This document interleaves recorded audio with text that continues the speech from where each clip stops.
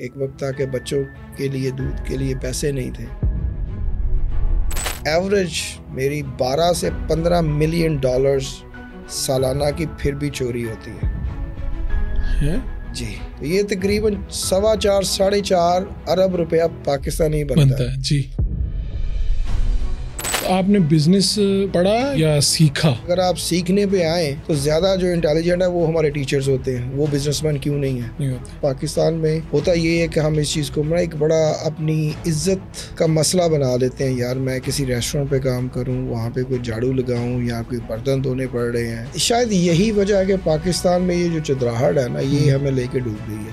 آپ نے nurse university کے لیے 9 ملین ڈالر تقریباً 2.5 ارب بنتا ہے پاکستانی. جی یہ کہہ دیا کہ جی آپ ڈونیٹ کر رہے ہیں, یہ کس طرح سے نرس کو ملے گا اور ذہن میں کیا آپ کے تھا اس کے پیچھے؟ پاکستان میں جو سب سے بڑی کمی ہے نا, وہ ایجوکیشن کی کمی ہے. کافی سارے بچے ایسے ہیں جو ان پریویلیجڈ ہیں, دیہاتوں سے آتے ہیں, وہ آگے نہیں پڑھ پاتے. میرا ماننا یہ ہے کہ ہمیں رسک تو لینا چاہیے. تو جب آپ رسک لیں گے تو آگے بڑھیں گے. غلطی ہوتی ہے, اگر غلطی نہیں کریں گے آپ سیکھ نہیں پائیں گے. میں کہیں پہ سن رہا تھا کہ آپ 7th لارجسٹ آپ فرینچائزی ہیں یو ایس کے. اس میں KFC ہے, ٹاکو بیل ہے, پیزا ہٹ ریسٹورینٹس ہیں. اور کتنی ہے فرینچائز؟ میں نمبر 9 ہوں تو اچھا کافی ہے. بسم اللہ الرحمن الرحیم. جی فاروق وڈا شو میں خوش آمدید. پاکستان کے تو مہمان آپ کے پاس آتے ہیں, لیکن کچھ لوگ ایسے بھی ہیں جو پاکستان سے چلے جاتے ہیں لیکن پاکستان ان کے اندر رہ جاتا ہے اور وہ پھر ہمیشہ پاکستان کے لیے کام کرتے رہتے ہیں. ایسی ایک مہمان میرے سامنے موجود ہیں. تنویر احمد صاحب امریکہ سے تشریف لائے ہیں, پاکستانی بزنس مین ہیں. وہاں گئے, خوب کام کیا, ترقی کی, لیکن بھولے نہیں کہ پیچھے پاکستان بھی ہے.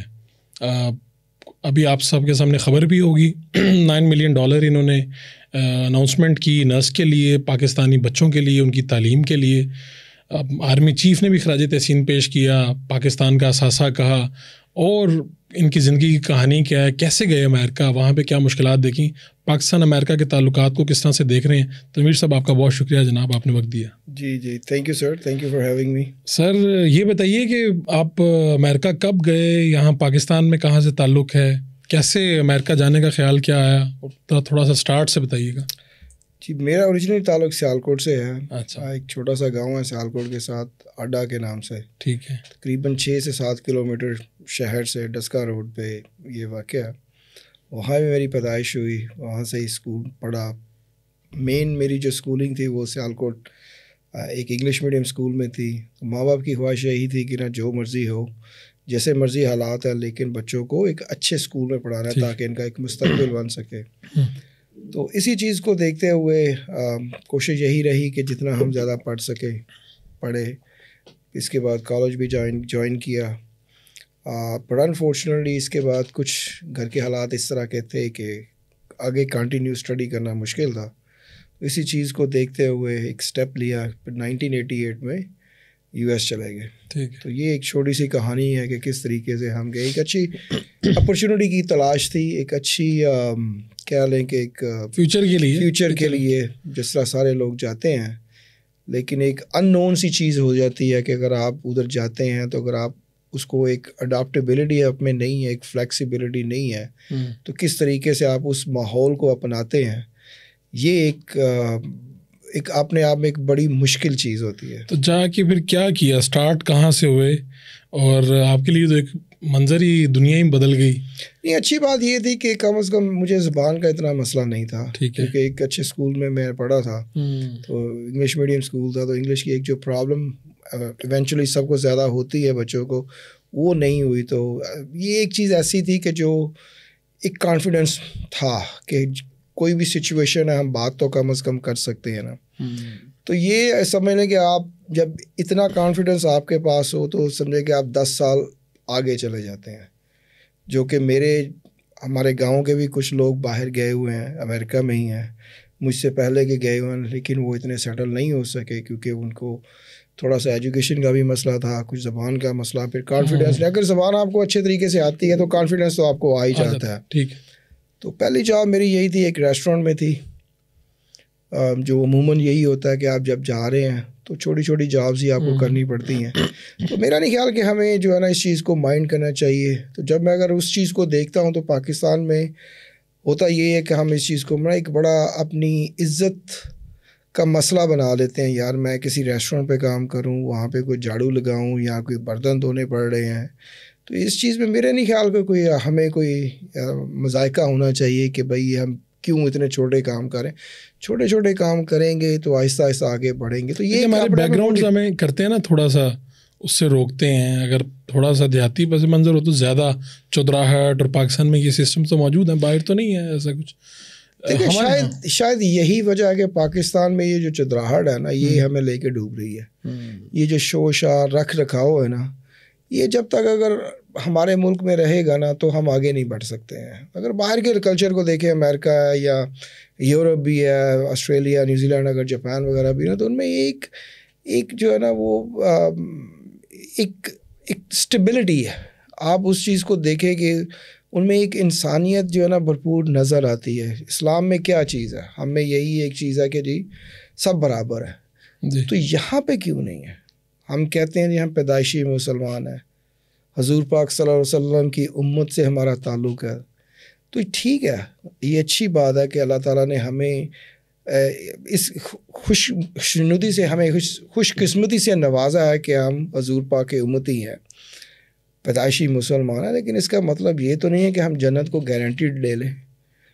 تو ایک جگہ میں نے یہ بھی پڑھا کہ جی مومن جائیں گے جنت میں, تو اس میں یہ نہیں لکھا کہ صرف مسلمان ہی جائیں گے.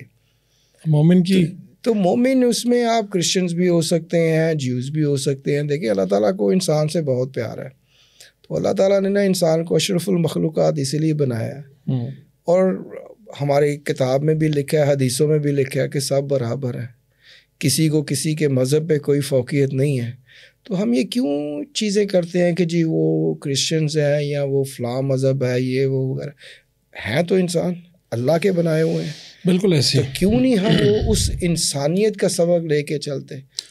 حقوق العباد کی بات ہوتی ہے نا, تو ہم کیوں نہیں حقوق العباد کو سوچتے. جب تک ہم یہ حقوق العباد کو نہیں سوچیں گے, یہ ہمیں چودراہٹ ختم نہیں ہوگی.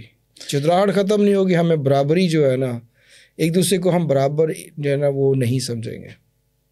پاکستان کے کئی مسئلوں میں سے یہ مسئلہ تو ہے. لیکن خیر آپ گئے, ریسٹورینٹ میں کام کیا, پھر کیسے آگے بڑھے؟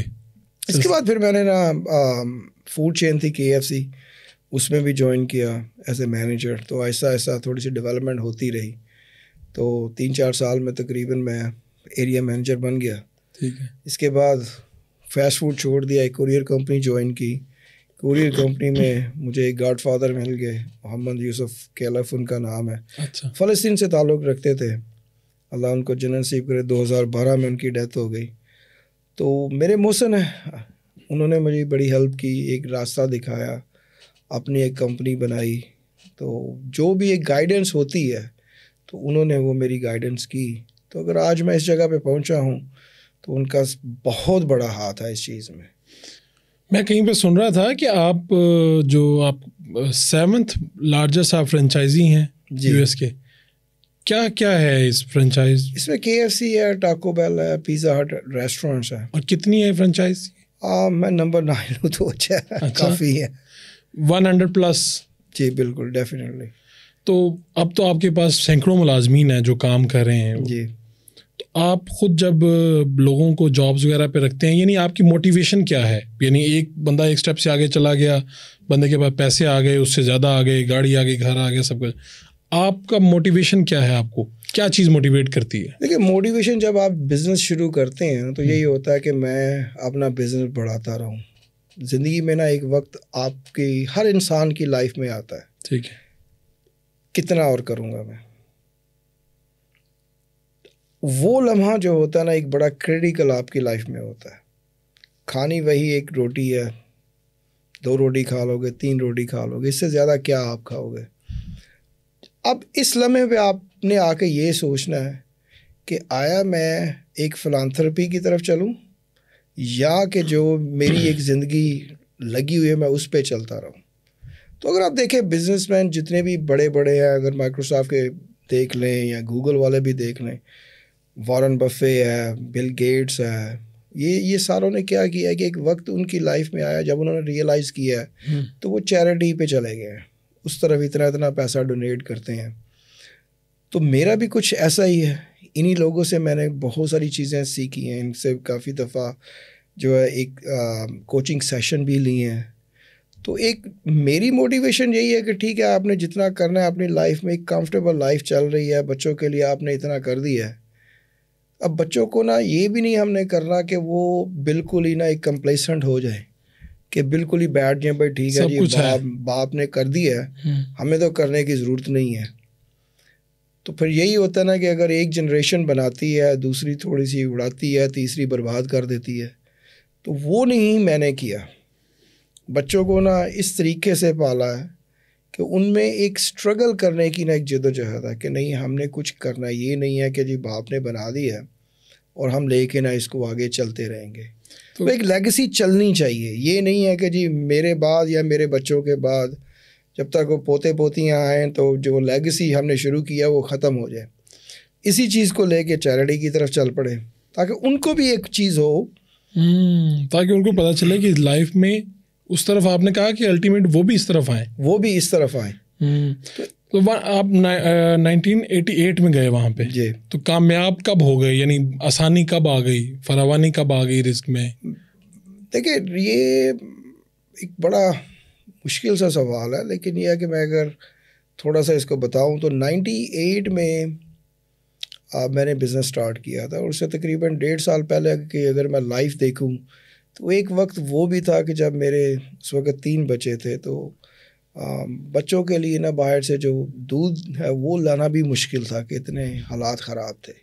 تو یہ میں 97 کی ایکچولی بات کر رہا ہوں. ٹھیک ہے. تو 98 میں بزنس شروع کیا, آہستہ آہستہ پھر چلتے رہے.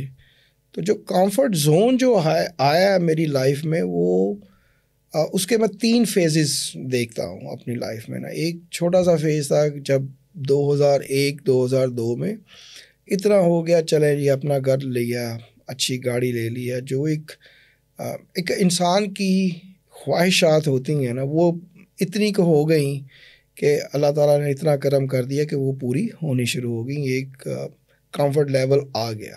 ٹھیک ہے. لیکن اتنا نہیں ہے کہ اگر ہم یہ سوچیں کہ لے بھائی اب بیٹھ کے نا اور کچھ کرنا نہیں ہے, وہ نہیں تھا. پھر اس کے بعد ایک دوسرا فیز آیا جب میں نے ریسٹورنٹ میں قدم رکھا تو ایک نئے سرے سے اسٹرگل دوبارہ شروع کرنی پڑی.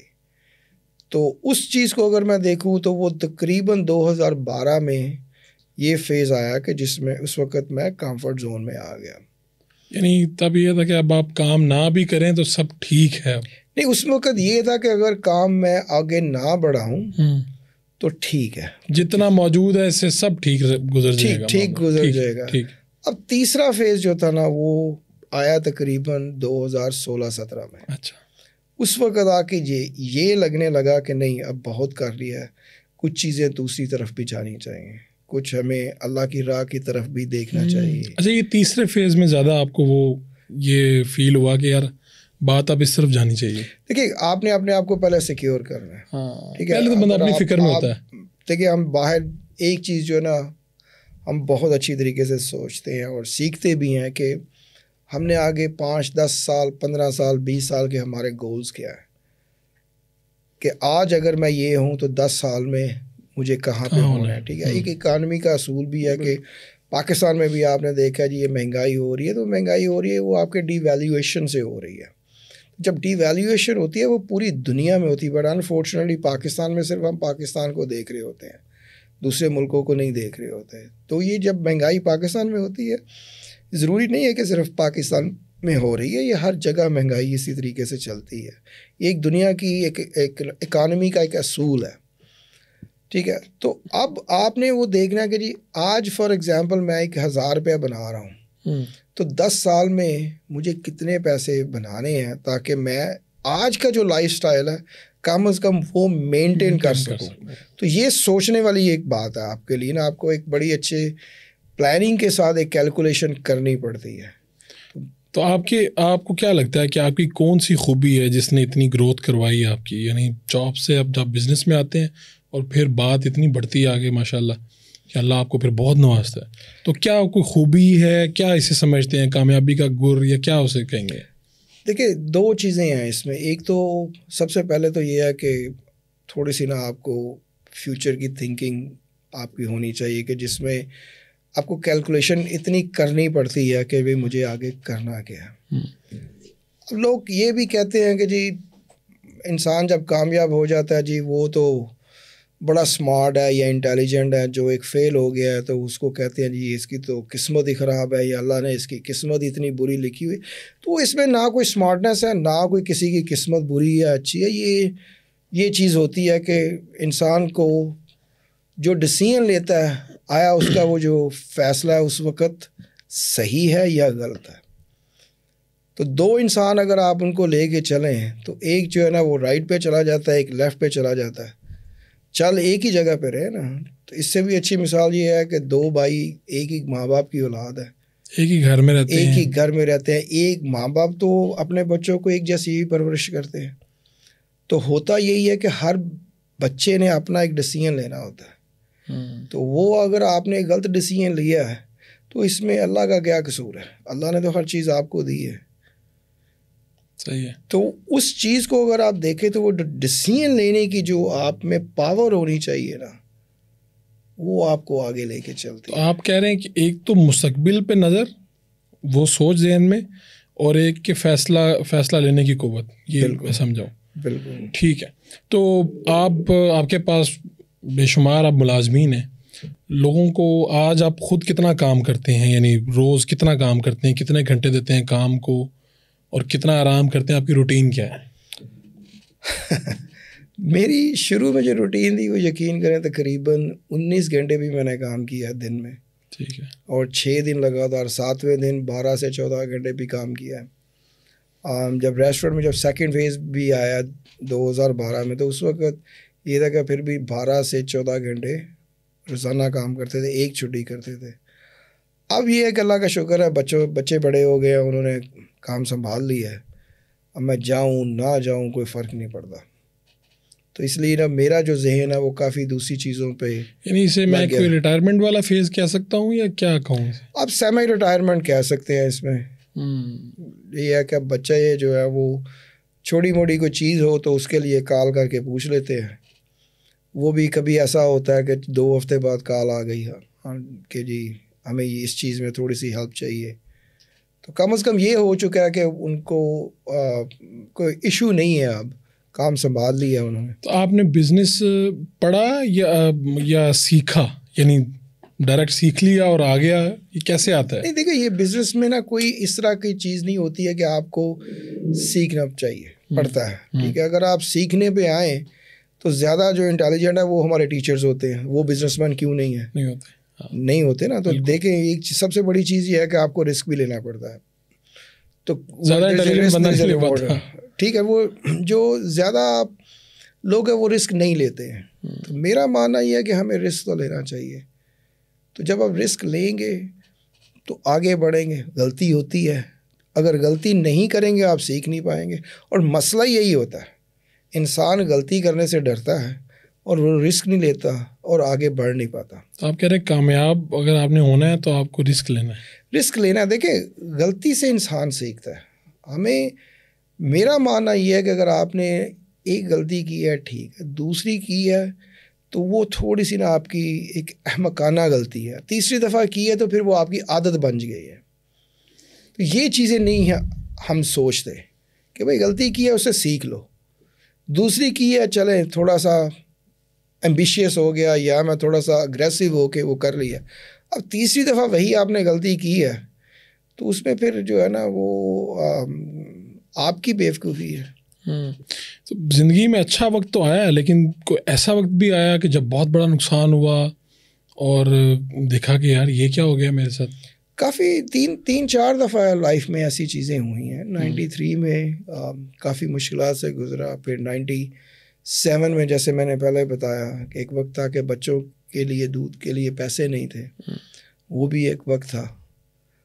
اس کے بعد جب 2002 میں 2003 میں بہت بڑا ایک ڈپ آیا تھا, اکانومی کریش بھی ہوئی اسپیشلی 9/11 کے بعد. تو کافی سارے مسئلے. اسی لیے کیا ہوا کہ جب یہ 2-3 جھٹکے لگے ہیں تو اگر انسان نہ سیکھے, ان سے آگے کی پلاننگ نہیں کرے, وہ کہتے ہیں کہ انسان کو نہ اپنی پاؤں اتنے پھیلانے چاہیے جتنی چادر ہے. جی. تو یہ نہیں کرنا چاہیے نا کہ آج میرے پاس پیسے ہیں تو میں جی بس اب تو محل بنانے شروع کر دوں, میں اب گاڑیاں اتنی بڑی بڑی لینی شروع کر دوں. لوگوں کے پاس ایک ایگزامپل دیتا ہوں کہ 1 روپیہ تو بتاتے ہیں 100 روپیہ میری جیب میں, میرے پاس 1000 روپیہ ہوتا ہے تو میں کہتا ہوں یار 1 روپیہ. تو فرق یہاں پہ یہ آ جاتا ہے کہ ہماری سوچ کیا ہے, ہم نے آیا کل کے لیے کیا بچانا ہے, ہم نے کل کے لیے کیا سوچنا ہے. اگر ہم یہی سوچتے رہیں گے نہیں بھئی آج جو ہے اس کو تو بس انجوائے کرو, وقت آتا ہے آپ انجوائے کرتے ہیں, یہ نہیں ہے کہ نہیں کرتے ہیں, لیکن ایک وقت آنے پہ, یہ نہیں ہے کہ اب تھوڑا سا پیسہ آنا شروع ہوا ہے اور آدمی جو ہے نا وہ بس تتر بتر ہونا شروع ہو جائے.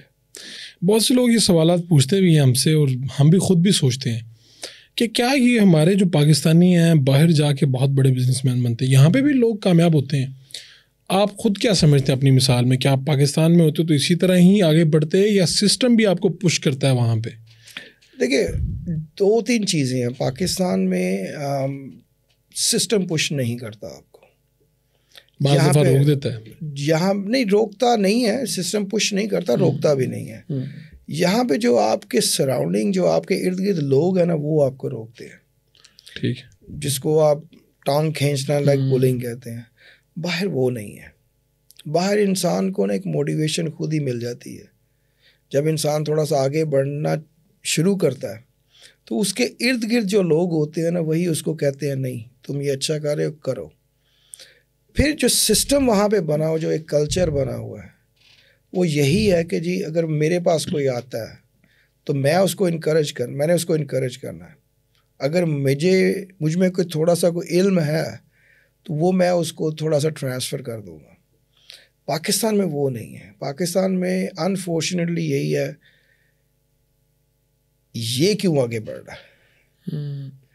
باہر ہم یہ سوچتے ہیں کہ یہ اگر آگے بڑھے گا تو کم از کم ایک دن مجھے ضرور یاد کرے گا کہ میری وجہ سے یہ آگے بڑھا ہے. جیسے کہ میں نے پہلے ذکر کیا, جو میرے محسن ہیں محمد یوسف کلاف, جو فلسطین سے ہیں, وہ اگر نہیں ہوتے تو میں آج ادھر نہیں ہوتا. اب یہ دونوں طرف چلتا ہے نا, انہوں نے تو میری ٹھیک ہے ہیلپ کی, اب میں بھی تو ان کو یاد رکھتا ہوں. تو آج آپ ان کو اسی طرح استاد اور اپنے گاڈ فادر کیا کہ بلا رہے ہیں. جی, تو یہ چیز جو ہے نا, یہ انفارچونیٹلی پاکستان میں نہیں ہے. پاکستان میں نہ تو کوئی کسی کو موٹیویٹ کرتا ہے یا آگے بڑھنے کا کوئی موقع دیتا ہے, یا کوئی اپنا نالج ٹرانسفر کرتا ہے. تو اگر انسان کوئی کر بھی دیتا ہے, لیکن وہ انسان پھر اپنے محسن کو بھی بھول جاتا ہے.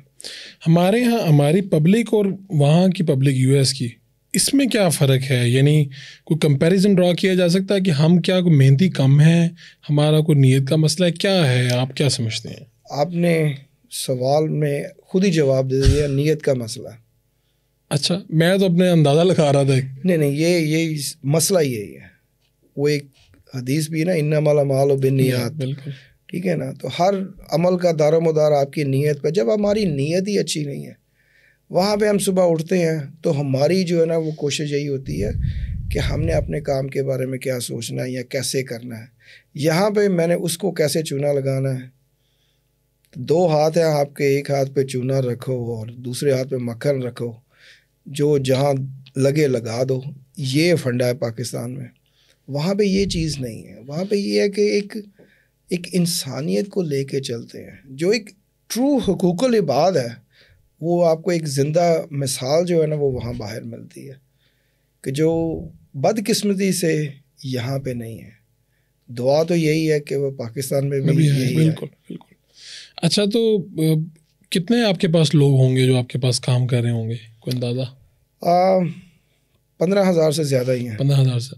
تو آپ کہہ رہے ہیں تھوڑا سا میں اس طرف آ گئی ہوں, لیکن جب ہائرنگ وغیرہ کرتے ہیں تو کیا دیکھتے ہیں؟ کوئی عادات, تعلیم, کس چیز پہ اگر ہائرنگ وغیرہ کی جاتی ہے جو ایگزیکٹو پوسٹ وغیرہ ہے؟ دیکھیے, وہ ایک ڈفرینٹ کرائٹیریاز ہوتے ہیں اس میں. ایگزیکٹو پوسٹ کے لیے آپ کو ان کی تعلیم تو ڈیفینیٹلی ضروری ہے, پھر ان کا ایکسپیرینس بھی ہوتا ہے. لیکن میری اگر کامیابی کا اگر آپ راز پوچھتے ہیں, جس طریقے سے میں نے ٹیم کو دیکھا, تو میں نے ایک جو چھوٹے لیول سے ایک بچہ آیا ہے یا جو بھی اس نے کام جیسے بھی شروع کیا ہے تو میری کوشش ہے میں اس کو پہلے موقع دوں کہ وہ آگے بڑھے بجائے اس کے کہ میں ایک بڑا ہائی کوالیفائڈ نئی ہائرنگ کر کے آپ کہہ رہے ہیں کہ آپ انہیں کو ان کی گروتھ ہی کروا کے آگے لا رہے ہیں. جی اس میں دیکھیں 2-3 چیزیں ہوتی ہیں. ایک تو جو ایک ورکر ہے نا اس میں ایک بڑی سیلف موٹیویشن بھی آ جاتی ہے کہ نہیں میرے پاس آگے بڑھنے کے نا چانسز ہیں, ٹھیک ہے, جو کہ انفارچونیٹلی پاکستان میں اس طرح نہیں ہوتا.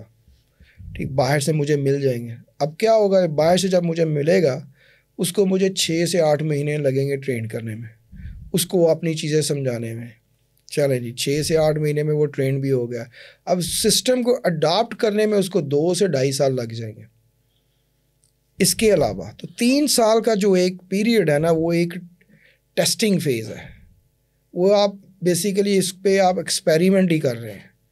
تو 3 سال کیوں آپ نے ضائع کرنے ہیں؟ جو آپ کے پاس نیچے سے آ رہے ہیں آہستہ آہستہ اوپر, ان کی ایک گروتھ ہو رہی ہے, ان کو موقع دیں. تو میری 99.9% کوشش یہی رہی ہے کہ میں نے باہر سے نہیں رکھنا. ٹھیک ہے, سسٹم کے اندر سے کرو, آگے لانا ہے. اس میں یہ دیکھیں کیا ہوتا ہے کہ وہ ورکر پھر جو ہے نا آپ کے ساتھ لوئل بہت زیادہ رہتا ہے, آپ کے ساتھ آنیسٹ بہت زیادہ چلتا ہے. تو آپ کے ساتھ جو لوگ کام کر رہے ہیں کتنے پرانے کام کر رہے ہیں؟ اگر میں آفس میں دیکھوں تو ایوریج جو ہے وہ تقریباً ابھی 10 سال کی ہے, جو کہ ایک انہرڈ ہے یو ایس میں. اگر ریسٹورینٹس میں دیکھا جائے تو تقریباً جو اپر لیول کے ہیں ان کی ایوریج تقریباً وہی 11 سے 12 سال کی ہے. ٹھیک ہے, تو آپ یعنی کس طرح انٹیکٹ کس طرح رکھتے ہیں لوگوں کو؟ لوگوں کے پاس تو اپرچونیٹیز بھی آتی ہیں نا, اچھی آتی ہیں, لوگ موو کرنا چاہتے ہیں. تو اس میں دیکھیں 2-3 چیزیں ہوتی ہیں. ایک تو پہلے ان کو بھی یہ پتا ہوتا ہے کہ نا ہم نیچے سے اوپر آئے. اگر ہم نے کسی دوسرے کانسرٹ میں جاتے ہیں, کسی دوسری چین میں بھی جاتے ہیں نا, ان کو بھی پتا ہے کہ ہمیں 7 سے 8 مہینے وہاں پہ جا کے لگیں گے. ابھی ہمیں اس سسٹم کا پتہ پورا چل چکا ہے, وی آر میسٹرز. وہاں پہ جا کے ہم نے نئے سرے سے شروع کرنا ہے. ایک چیز ان کے ذہن میں یہ آتی ہے. اب میں نے کیا کیا, ایک انسینٹیوائز ان کو اتنا کر دیا ہوا ہے. ایک تو میری کوشش یہ ہوتی ہے کہ جو مارکیٹ میں اگر 1000 روپیہ ریٹ چل رہا ہے تو ان کو پہلے 1200 دے دو تاکہ وہ ادھر ہی کمفرٹیبل ہو جائے. اس کے علاوہ اور بونسز دے دیتے ہیں. دیکھیں اگر آپ کو ڈالرز میں بتاؤں جتنا میرا کام ہے, ایوریج میری 12 سے 15 ملین ڈالرز سالانہ کی پھر بھی چوری ہوتی ہے. جی 12 سے 15 ملین ڈالر کی سالانہ چوری ہوتی ہے, چوری بزنس کے اندر سے ہوتی ہے. تو یہ تقریباً 4.25-4.5 ارب روپیہ پاکستانی بنتا ہے. جی اب میں اس کو اگر ریڈیوس کرنے پہ بھی آؤں گا نا تو میرا نہیں خیال کہ میں اس کو 2 سے 3 ملین ریڈیوس کر پاؤں گا, لیکن اس کے کانسیکوینسز جو ہے نا وہ بہت زیادہ ہوں گے. ہو سکتا ہے وہ مجھے 3 ملین بچاتے بچاتے میں 7-8 ملین لگا دوں. کیوں؟ وہ جائیں گے, نئے رکھوں گا, ان کی ٹریننگ. تو آپ کہہ رہے ہیں کہ یہ جو کچھ ہو رہا ہے آپ کی مرضی سے ہو رہا ہے. آپ کہتے ہیں کہ وہ کہتے ہیں نا کہ بزنس میں آپ مارجن رکھتے ہیں کہ اتنی پرسنٹیج پہ ہونا ہے. تو آپ کہہ رہے ہیں یہ قابل قبول ہے, بجائے اس کو کہ آپ اس کو ریڈیوس کرنے کے چکر میں اس سے بھی زیادہ گوا بیٹھے. جی اب میں آپ کو ایک مزے کی بات بتاتا ہوں کہ کچھ کافی سال پہلے نا میرے ریلیٹیوز ہی ہیں تو وہ بھی باہر ہی رہتے ہیں. تو انہوں نے مجھے ایک کویشچن کیا, اچھا تمہاری چوری کتنی ہوگی؟ اتنی ہوگی. تم نے اتنے کر لی ہیں تو مینیج کیسے کرتے ہو؟ وہ تو اتنی تمہاری چوری ہوتی ہوگی. تو یہ ایک اپنی سوچ کا فرق ہے. تو میں نے یہ ان کو بولا, میں نے کہا دیکھیں اگر میری 10 روپے چوری ہوتی ہے لیکن مجھے اگر 20 روپے اس کے علاوہ مل رہے ہیں تو میں اگر چوری 10 روپے کو سوچوں یا 20 روپے جو ایکسٹرا مل رہے ہیں اس کو سوچوں. تو اپنی ایک سوچ کا فرق ہے. اسی کو کہتے ہیں کہ آپ نے فیصلہ کیسے کرنا ہے. تو بات گھوم پھر کے نا وہی آ جاتی ہے کہ آپ نے رسک کیسے لینا ہے اور آپ نے فیصلہ کیسے کرنا ہے. آپ نے نسٹ یونیورسٹی کے لیے $9 ملین تقریباً 2.5 ارب بنتا ہے پاکستانی. جی تو یہ کہہ دیا کہ جی آپ ڈونیٹ کر رہے ہیں, یہ کس طرح سے نسٹ کو ملے گا اور ذہن میں کیا آپ کے تھا, اس کے پیچھے خیال کیا ہے؟ دیکھیں یہ پاکستان میں جو سب سے بڑی کمی ہے نا وہ ایجوکیشن کی کمی ہے. جی کافی سارے بچے ایسے ہیں جو کہ جو ان پریویلیجڈ ہیں، دیہاتوں سے آتے ہیں، وہ آگے نہیں پڑھ پاتے. تو یہ جب چیف صاحب نے، حافظ منیر صاحب نے SIFC کا پلان جب یہ شروع کیا تو اس کو میں نے کافی اسٹڈی کر کے تو آگے بڑھنے کے لیے نا مجھے 2 چیزیں نظر آ رہی تھیں کہ پاکستان میں یا تو ہم ہیلتھ سیکٹر میں کچھ کریں یا پھر ایجوکیشن میں کریں. تو ایجوکیشن جو تھا نا وہ مجھے اس لیے زیادہ اچھا لگا کہ ہم فیوچر جنریشنز بنا رہے ہیں. تو اسی چیز کو لے کے جب ہم نے میں نے ان سب سے بات وغیرہ کرنی شروع کی تو نسٹ ایک ایسا ادارہ جو مجھے ملا کہ جس میں بچوں کو جب ان کی انٹری ایگزام ہوتا ہے نا، ان سے یہ نہیں پوچھا جاتا کہ بھائی آپ کے فائنینشیل کنڈیشن کیا ہے، آپ کسی بڑے کے بیٹے ہیں یا چھوٹے کے بیٹے ہیں. انہوں نے صرف آپ کا نام اور آپ کو ایک رول نمبر اسائن کرنا ہے، جو کہ آپ کی دوسری لمز بھی ہے، نمل ہے، اس میں اس طرح کا کوئی کرائٹیریا نہیں ہے. ٹھیک ہے. تو میرے لیے نا یہ ایک بڑی اچھی بات تھی نا کہ جو ایک بچہ محنتی ہے، ایک اتنا بچہ انٹیلیجنٹ اسمارٹ ہے، تو اس کے لیے نا ایک ایکول اپرچونٹی ہے کہ وہ آگے جا کے پڑھ سکے، چاہے اس کے پاس فائنینسز نہیں ہیں.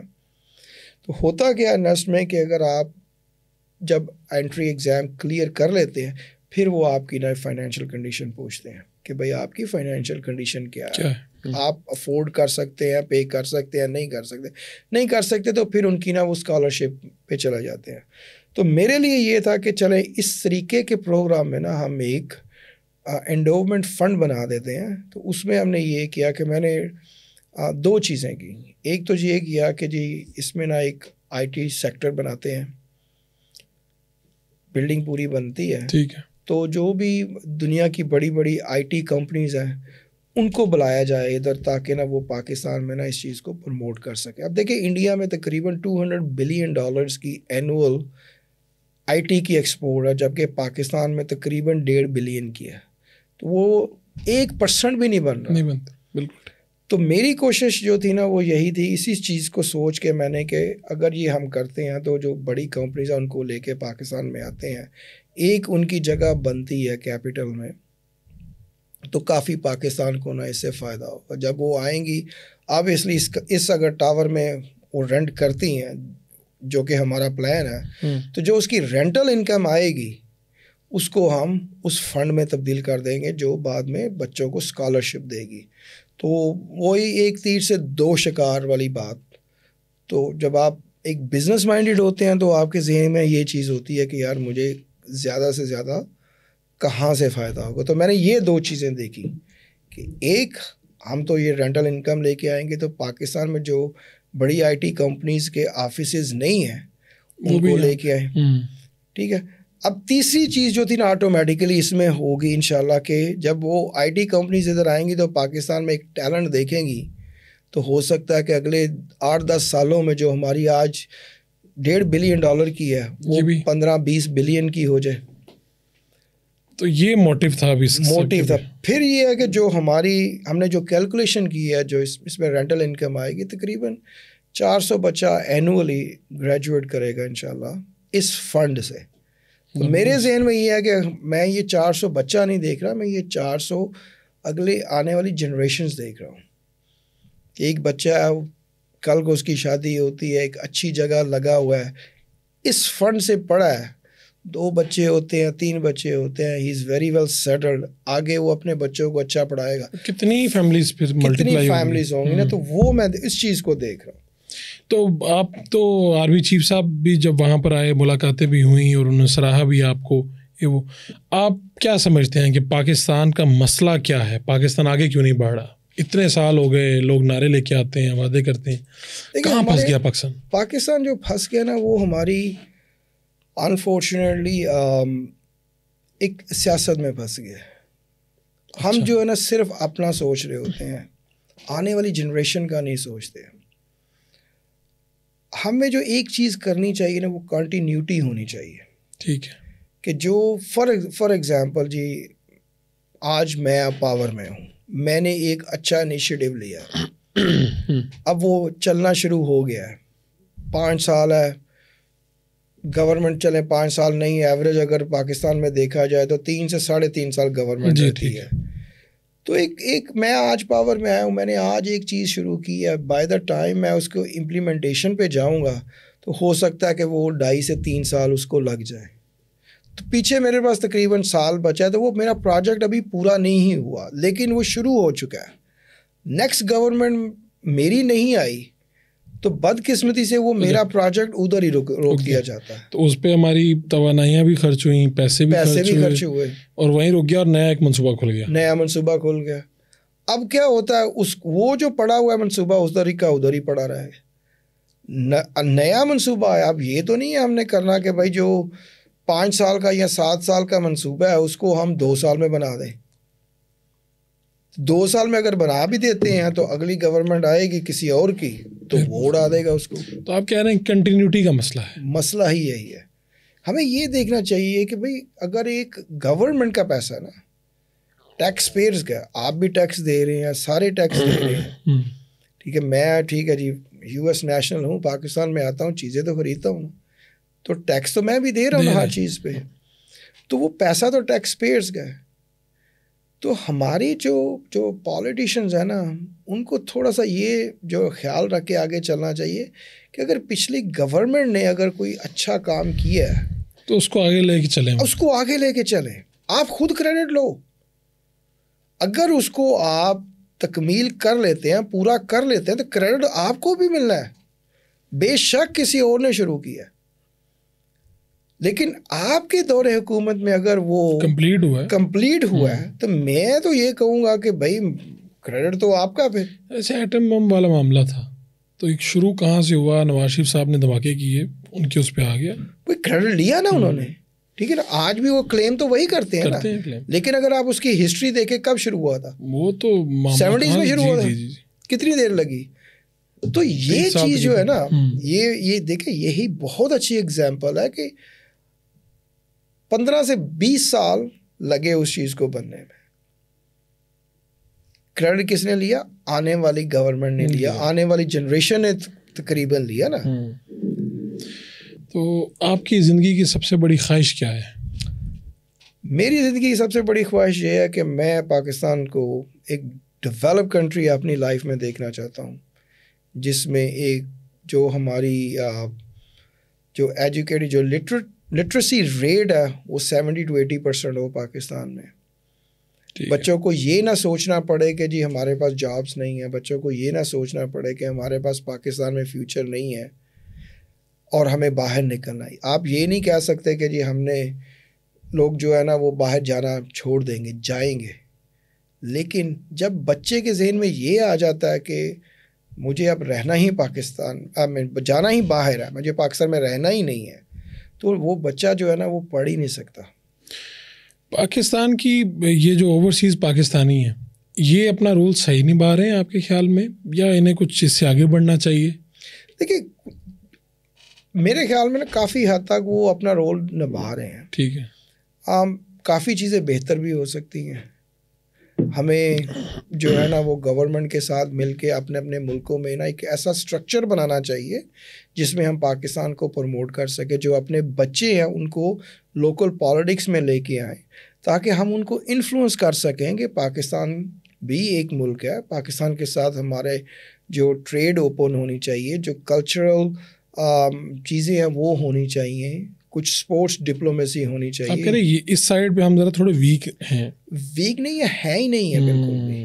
اگر آپ دیکھیں اتنی پاکستانی باہر ہیں, اب میں ایگزیکٹ نمبر تو نہیں کہہ سکتا. امریکی سیاست میں پاکستانیوں کا کوئی کردار نظر نہیں آتا. دیکھیں ہیں اس میں میں بھی ایکٹیو ہوں کافی, 2-3 اور بھی لوگ کتنے, لیکن یہ انڈیویجولز ہوں چند ایک, مطلب اگر آپ ایز کمپیئر ٹو انڈیا دیکھیں تو مجھے ان کا تو رول بڑا واضح نظر آتا ہے. دیکھیے وہ جو رول ان کا ہے نا, انہوں نے فرق یہ ہے کہ وہ ارلی 60s میں گئے. ٹھیک, ان کی جو اگلی 2 جنریشن 3 جنریشن ادھر ہی بڑی ہو گئی. اور دوسرا آپ کو کیا مسئلہ نظر آتا ہے کہ ہم کہیں ایجوکیشن میں پیچھے رہ گئے؟ کافی ساری یس, ایجوکیشن میں تو ڈیفینیٹلی پیچھے رہ گئی. جب انڈین 60s میں گئے ہیں تو وہ ان کی ایک پراپر ایجوکیشن تھی, اور جو اگر ان کی تھوڑی سی ایجوکیشن انکمپلیٹ تھی انہوں نے جا کر نا اس کو وہ کمپلیٹ کیا. جب ان کے آگے بچے ان پہ انہوں نے بہت زیادہ ایجوکیشن کو لے کے ایمفسائز کیا. اب جب ان کے پوتے آئے ہیں وہ پورے وہاں کے ہیں, تو انہوں نے کیا کیا کہ جو لوکل پالیٹکس میں نا بچوں کو شروع سے ہی انٹرنشپ کروانی شروع کر دی. جبکہ پاکستانی جب گئے ہیں 90s میں، ارلی 90s میں یا لیٹ 80s میں، تو انہوں نے اپنی ایجوکیشن پہ دھیان نہیں دیا. انہوں نے کمپلیٹلی فوکس یہی کیا کہ جی ہمیں اب بس صرف کام کرنا. اب وہ کام پہ لگ گئے ہیں. ان کے آگے بچے ہوئے ہیں، وہ لمیٹڈ ریسورسز تھے ان کے پاس، وہ آگے بڑھ نہیں پائے ہیں.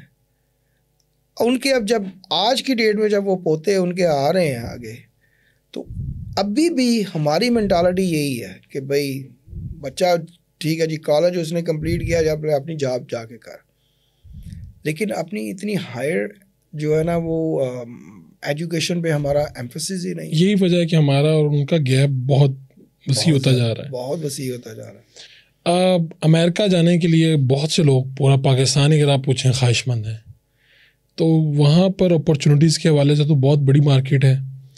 کیا آپ سجیسٹ کرتے ہیں اگر لوگ باہر جانا چاہتے ہیں، یا آپ انہیں کہیں کہ آپ ادھر رہ کے زیادہ بہتر کام کر سکتے ہیں، جو یوتھ ہے؟